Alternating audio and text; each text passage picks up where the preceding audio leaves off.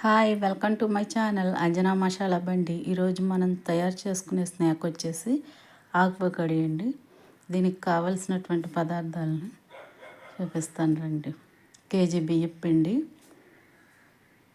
పావు కేజీ శనగపిండి, వామ్ 5 స్పూన్లు, సాల్ట్ సరిపడా,